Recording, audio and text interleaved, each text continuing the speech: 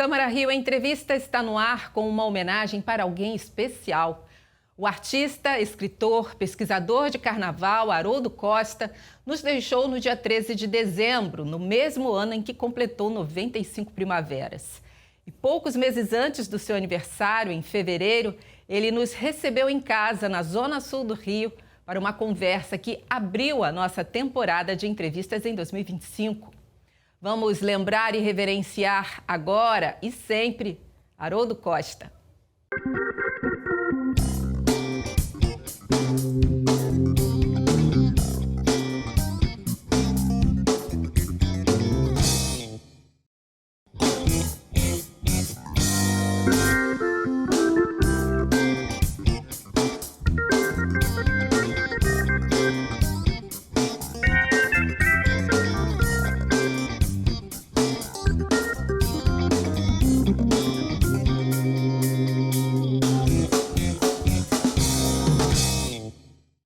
Ele é dono de um sorriso largo que encanta a todos, mas foi o talento para as artes que abriu portas para esse carioca, que passou parte da infância em Maceió. O gosto pela cultura, aliás, começou por lá, onde ele teve o contato com festejos regionais como o maracatu, os reisados, os pastoris. O nosso convidado de hoje é Haroldo Costa, um artista e intelectual negro que contribui muito para a cultura brasileira e para a valorização da negritude no país. É uma honra estar com você, Haroldo. Muito obrigado. Nós preparamos uma reportagem com alguns destaques da trajetória do Haroldo e vamos exibir agora. Quando escuta o nome Haroldo Costa, você provavelmente lembra do pesquisador e comentarista dos desfiles de escolas de samba. Sim, ele entende muito de carnaval. É salgueirense de coração, referência quando o assunto é folia. Mas também é curador, escritor, radialista, produtor de rádio e TV, criador de espetáculos, ator. Haroldo Costa estreou nos palcos com a peça O Filho Pródigo, de Lúcio Cardoso, uma montagem do Teatro Experimental do Negro, fundado por Abdias do Nascimento, e por onde também passaram Ruth de Souza, Grande Otelo, Milton Gonçalves, entre outros talentos. Haroldo se identificou com o grupo e com ele participou das criações de concursos culturais e da formação do Grupo Folclórico Brasileiro, que mais tarde passaria a se chamar Companhia de Dança Brasiliana e viajaria por 25 países durante 5 anos. De volta ao Brasil, ele protagonizou a peça Orfeu da Conceição, a convite de Vinícius de Moraes. Haroldo Costa ganhou muitos outros palcos. Brilhou nas telas da TV, diante e por trás das câmeras, e também do cinema. Em 2015, mereceu um documentário escrito por Silvio Tendler, Haroldo Costa, o Nosso Orfeu, com narração de Zezé Mota. A literatura é outro dom e normalmente vem carregada de experiências que Haroldo vivencia na pele de uma pessoa preta. E o ano de 2025 marca o ano em que Haroldo Costa completa 95 primaveras. Regalou até os olhos, né? Muita coisa, muita experiência e que a gente quer dividir com você. Você nasceu no 13 de maio de 1930, 42 anos depois da dita abolição da escravatura. Em que fase da sua vida, Haroldo, você conseguiu compreender o que de fato essa data representava? Muito além dos livros de história. Desde sempre, porque eu nasci aqui no Rio, né? Nasci no bairro da Piedade. Mas fiquei órfão cedo e meu pai me levou para a casa dos pais dele, em Maceió, Alagoas. E a minha tia Bezinha, Isabel Costa, ela tinha um curso de alfabetização, né, em casa. Mas só tinha menina. Eu era o único menino e ficava de longe assistindo às aulas. E todo o calendário folclórico era observado com rigidez, né? Então, quando eram as festas natalinas, eram as festas natalinas, quando as festas juninas, eram festas juninas, quando era carnaval, era carnaval. A presença dos negros nessas festividades eram tão normais que que não via nenhuma dificuldade em absorver, né? Porque todo mundo preso, não tinha grandes... Bom, e ela deu muita ênfase à abolição, chamada abolição da escravatura, entre outras coisas por causa do meu aniversário, e também para que eu tivesse uma consciência do que houve, né? E o que devia fazer para mudar esse quadro. Bom, falando em consciência, o seu pai militava pela Frente Negra Brasileira. Você estudou no Colégio Pedro II, que é uma importante escola pública aqui no Rio, onde atuou no movimento estudantil. Diria que tudo isso contribuiu para a sua formação política e de cidadão? Ajudou muito, né? Deu consciência porque, por exemplo, no Pedro II, eu fiz o curso secundário, né? Eu era representante do Colégio Pedro II na AMES, a Associação Metropolitana de Estudantes Secundários, e cheguei a ser presidente da AMES. E eu era curioso, eu achava curioso, mas ficava nisso, eu era o único estudante no meu turno, na minha sala, e quase no meu colégio, né? Tinha pouquíssimos pretos, mas a gente não fazia disso um muro de lágrimas, não. Mandava em frente, mas eu tinha a consciência do aprendizado, aprender coisas, fazer coisas, quer dizer, não ser passivo em relação ao que eu via.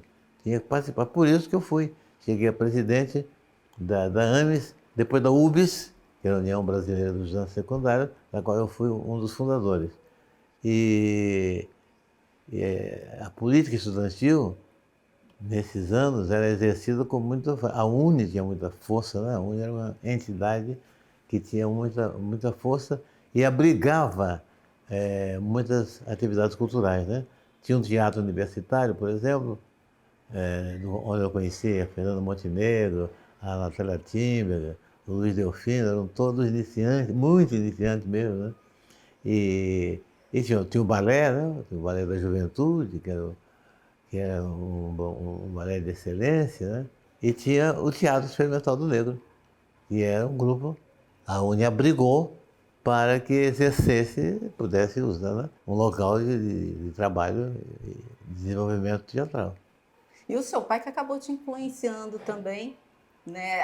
Não influenciar, mas as cobranças dele acabaram te levando para esse caminho sem qualquer planejamento, né? É verdade, é verdade. É porque ele fez parte da Frente Negra Brasileira, que eu nem sabia o que era, vim depois. Ele lia muito, né? Eu me lembro lá em casa tinha a coleção completa do Alexandre Dumas.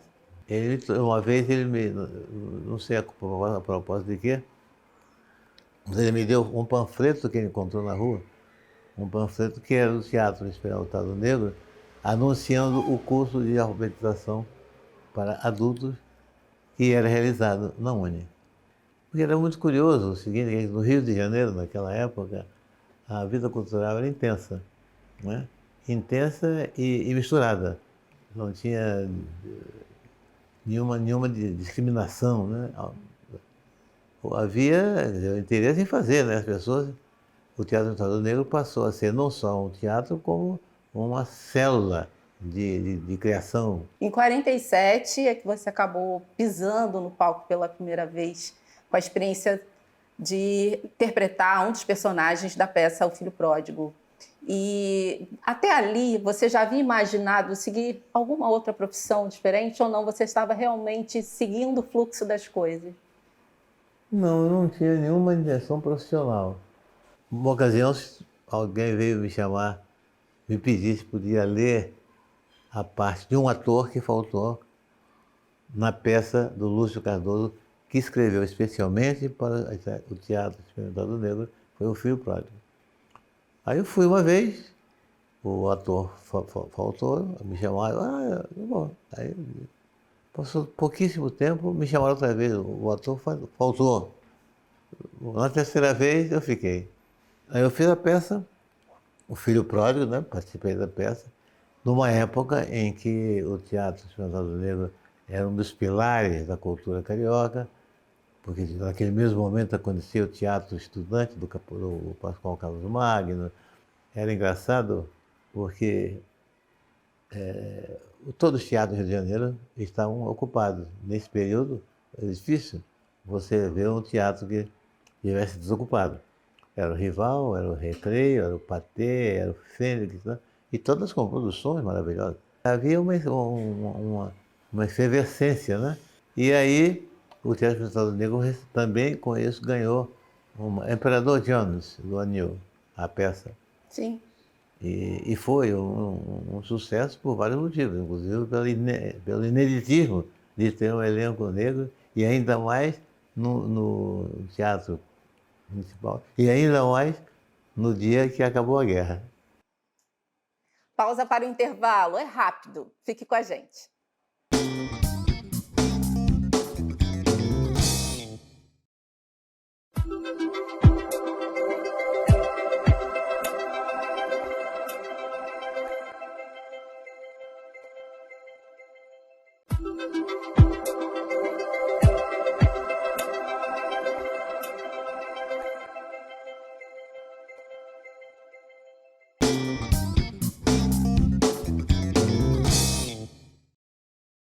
Câmara Rio Entrevista de volta. Eu converso com o multitalentoso, multimídia, Haroldo Costa. Você já fez biografia, você já escreveu sobre a experiência do AI-5, aliás, começou assim. Na literatura, você prefere escrever mais sobre assuntos com os quais você se identifica? Eu sempre gostei de escrever, né? Então, assim, amadoristicamente, né? Eu escrevi no jornal Quilombo, né? Não podia perder a chance de escrever no Quilombo, né? Escrevi um artigo no Quilombo. Isso eu me lembro muito bem. Que era um jornal exatamente para que a comunidade negra pudesse expor suas ideias, né? E os intelectuais negros escreverem. Então, como eu te digo, havia no Rio de Janeiro essa inquietação cultural que saía por vários vetores, por várias coisas, né? E o Teatro Brasileiro fazia tudo, né? Da mesma maneira que fez o jornal o Quilombo, inventou também a Rainha das Mulatas, que revelou muita gente, muita gente. A partir dessa experiência, você também conseguiu viajar muito. Vocês viajaram por 25 países com um grupo Brasilianas, né, que foi uma consequência disso, um desdobramento, né, dessa experiência inicial com o Teatro Experimental do Negro. E isso tudo abriu sua mente, né? Você também conseguiu, além de levar a nossa cultura para fora, também captar, absorver muita coisa. Foi uma grande experiência. Eram todos muito jovens, né? 18, 19 anos, por aí e tal. Os componentes do Teatro Experimental do Negro. Eu participei, eu estreiei no Filho Pródigo, Luz Cardoso, como eu já disse. Depois eu participei de uma peça chamada Aruanda, do Joaquim Ribeiro, uma peça do Martins Pena também, Festa na Roça. Mas não satisfazia. A gente tinha um grupo do qual eu participava que não estava muito contente, achava que o negócio estava muito engessado. Então a gente fez uma cisão, criou um grupo chamado Grupo dos Novos, que era um grupo de dança, porque a gente queria era dançar. Nosso negócio era dançar, né? A gente ia muito aos bailes, então, na época estava na moda os bailes de 5 às 9. Esses bailes eram com as maiores orquestras do Rio de Janeiro, Severino Tabajara, Severino Araújo, Rui Rei, e por aí afora, né? Grande, Marajoara. E a gente não faltava baile, né? Nós tínhamos um grupo que era orquestras, né? Grandes orquestras, e a gente estava lá, né? Aí o grupo dos novos entrou por aí porque a gente disse, bom, vamos fazer uma coisa de dança, né? Vamos contar, por que não contar a história da presença do negro na música brasileira? Porque, né? Ele pode fazer uma coisa assim, né? Então, isso todo mundo inconscientemente, quer dizer, não houve uma coisa pré-estabelecida, uma coisa que foi pré-estudada, não foi. Era muito espontâneo, né? Espontâneo mesmo. Né? O negócio foi aos tapas e foi acontecendo. De repente nós estamos na Europa, de repente eu conheci Vinícius. Que mais tarde lhe faria um convite muito marcante, né, para participar de uma montagem de Orfeu da Conceição. Isso foi importantíssimo para a sua carreira, você diria, porque foi um espetáculo importante para o país. Uma mistura de personalidades de vários segmentos. Tinha do Vinícius com Tom nas canções, Oscar Niemeyer no cenário. Como você enxerga hoje essa sua participação? Eu conheci o Vinícius em Paris. Tinha que arranjar um alvará, não me lembro exatamente o que, mas um alvará para o espetáculo poder ser levado em cena. Né? E aí, olha, o negócio é o seguinte, tem que falar com alguém da embaixada, porque aí alguém da embaixada consegue. Aí eu fui. Falei, bom, vamos lá. Aí eu fui à embaixada. Por acaso o embaixador era um embaixador que eu já tinha conhecido, que nós tivemos na América do Sul inteira, né? A gente só não teve na Bolívia e no Paraguai. Aí esse embaixador disse, olha, não, isso não tem problema não. Fala com o nosso adido cultural, com o Vinícius de Moraes. E aí o Vinícius quebrou o galho e nós fizemos a temporada. Ele não faltava uma noite. Ele ia toda santa noite. Aí, ele me convidava para sair. Vamos sair, vamos não sei onde. Vamos bistrô, não sei o quê. Vamos lá. Então eu também vivi aquele momento e conheci aqueles caras todos que estavam lá naquele momento, né? Quando já tínhamos feito 3 meses, nós vamos fazer um mês, fizemos 3 meses, e nós íamos seguir a nossa turnê, íamos para a Holanda. Aí Vinícius, na última semana, fez uma feijoada, ele gostava de fazer feijoada. Era um dos hobbies dele, fazer feijoada. No meio do papo, no meio do feijão, ele me chamou e disse, deixa eu te mostrar um negócio. Eu falei, não. Aí fomos ao escritório dele, e assim, essa peça ganhou o prêmio no 4º Centenário de São Paulo. Eu falei, deixa eu ver. Orfeu da Conceição, peça em 3 atos, não sei o quê. Né? Aí ele saiu da sala e eu comecei a ler. Aí li o soneto do Orfeu, que nunca mais me esqueci. Falei, pô, mas que legal, né? Pô. Aí eu falei, Vinícius, realmente é um banho essa peça, muito. E ficou o papo aí, eu não me arvorei candidato, nem ele me convidou. Né? Não teve. Anos depois é que aconteceu o Orfeu e foi nessa que ele me convidou. Conclusão, o Orfeu ficou um marco, porque é uma peça que reuniu o que havia de melhor em matéria de talento. Né? Você tinha, já falamos, no nome Oscar Niemeyer, que fez um cenário inacreditável, né? E alguém apresentou, Lúcio Rangel apresentou um pianista da noite, que era também orquestrador, tá? Porque ele estava procurando um músico para fazer, ele tinha todas as letras prontas, mas ele estava procurando quem musicasse e fizesse o resto Aí, no Bar Vilarinho, que está lá, que não nos deixa mentir, o Rangel apresentou o Tom ao Vinícius. E aí, deu no que deu. Né? O Orfeu foi o pontapé inicial de várias coisas, inclusive da Bossa Nova, porque aí que nasceu a dupla Tom e Vinícius, e, enfim, e foi um rebuliço. Né? Deixa eu te trazer uma pergunta. Eu fiz um Câmera Rio Entrevista, uma edição desse programa com Elisa Lucinda, e ela me disse no momento que não é o ideal, ainda mais que o audiovisual brasileiro acordou para o racismo. Você concorda com ela? Concordo inteiramente.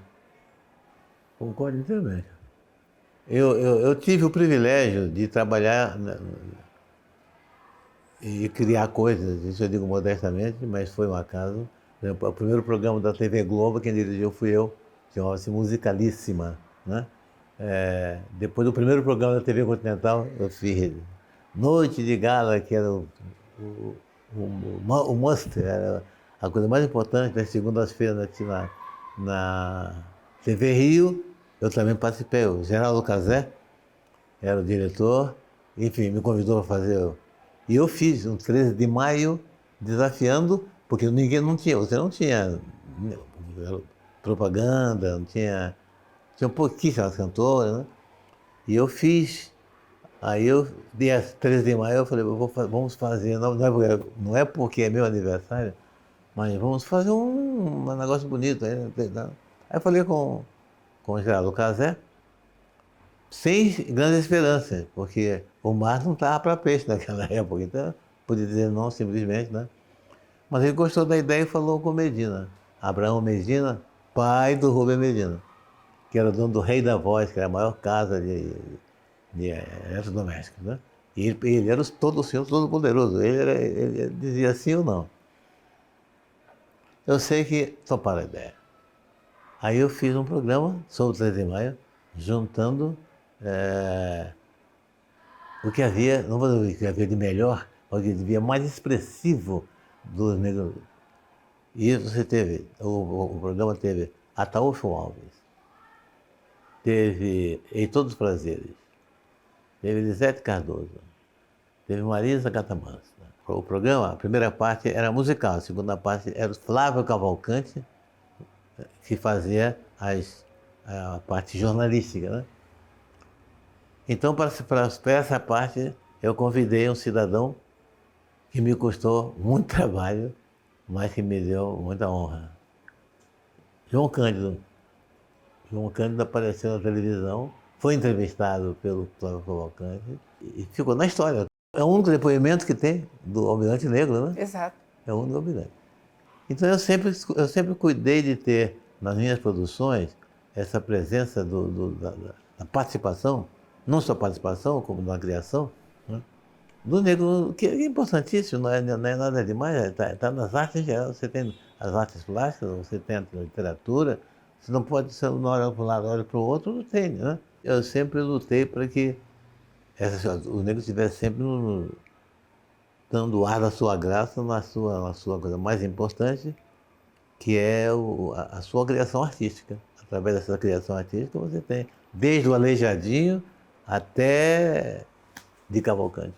Você chega aos 90 e tantos, vai chegar aos 95, com aquela ideia de que, então, nem sempre planejar é preciso, né? Às vezes é bom deixar a vida levar.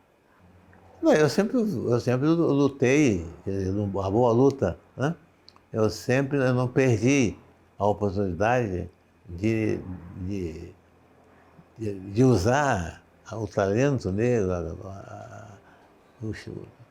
nos programas, nas coisas que eu fiz na vida, no teatro. Eu fiz várias peças, eu fiz vários. O Copacabana Palace, que era um lugar que, não, né, que era um tabu, tá? Negro não entrava no Copacabana Palace, né? Eu fiz 3 shows no Copacabana, dirigi 3 shows no Copacabana Palace. Vamos falar de carnaval. Você foi jurado oficial da Liesa, da Liga das Escolas de Samba do Rio, por um tempo e abriu mão disso. Por quê?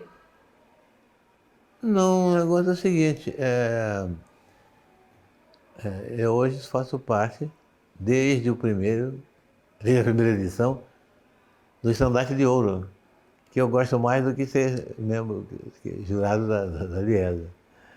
Então foi uma troca pacífica, foi bom, porque eu aprendi muito, cada vez mais, né? E hoje eu continuo, até deixarem, eu continuo no Estandarte de Ouro, que é um troféu cobiçado pelos sambistas, né? E eu vejo como a mudança, né? A mudança que se processou ao longo desses anos todos, né? A importância que o carnaval e o desfile em particular foi angariando, e hoje o carnaval é essa expressão, é o lugar comum que eu vou dizer, mas é a expressão da cultura brasileira no seu grau mais alto. Não tem a ver também um pouco com a sua paixão pelo Salgueiro, não? Você quis se manter neutro? Não, o Salgueiro, eu conheci o Salgueiro como escola de samba através de um grande amigo meu, chamado Fernando Pamplona. E a escola de samba o estuário e todas as coisas que eu fui me nutrindo durante o meu tempo. Era um pouco do coco, era um pouco do baião, era um pouco do maracatu, era um pouco. Era um pouco. Fui a muito candomblé, né? Quando ninguém ia a candomblé, né?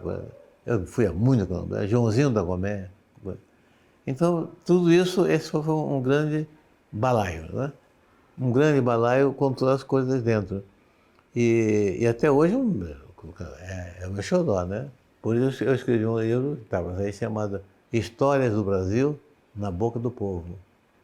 Porque a escola de samba revelou figuras, momentos, personagens que, se não fosse a escola de samba, ficariam para sempre no escuro. Quilombo dos Palmares, o Zumbi é um personagem que eu não aprendi no colégio, eu acho que você também não aprendeu, e muita gente também não aprendeu, que é a figura de Zumbi dos Palmares. Então você fala nas grandes figuras da história do Brasil, não oficial, por isso é a história do Brasil na boca do povo, a história não oficial do Brasil. Em mais de 90 carnavais, o que você ainda espera ver na Avenida? Eu fico esperando, né? Eu acho que sempre aparece, né? Sempre aparece uma coisa. A escola de samba, como entidade, ela deu vez ao negro. Como criador, como inventor, como intérprete, como músico, como bailarino. Você vê que o que tem aparecido, os talentos aparecem pulando. Nada é mais vibrante, mais eletrizante do que uma escola de samba. O que seria do brasileiro sem o carnaval? Seria muito chato. Com certeza seria muito chato. Seria um tédio nesse país. Poxa. E um desperdício de talentos. Mas foi legal porque poxa, a história do Brasil se escreve através dos sambas de enredo. Se reescreve, né? E você aí tem a história de um país, de um povo, que o escravizado de ontem é o criador de hoje. Obrigada, Haroldo Costa, pelas suas impressões, pelo seu tempo. Eu que agradeço.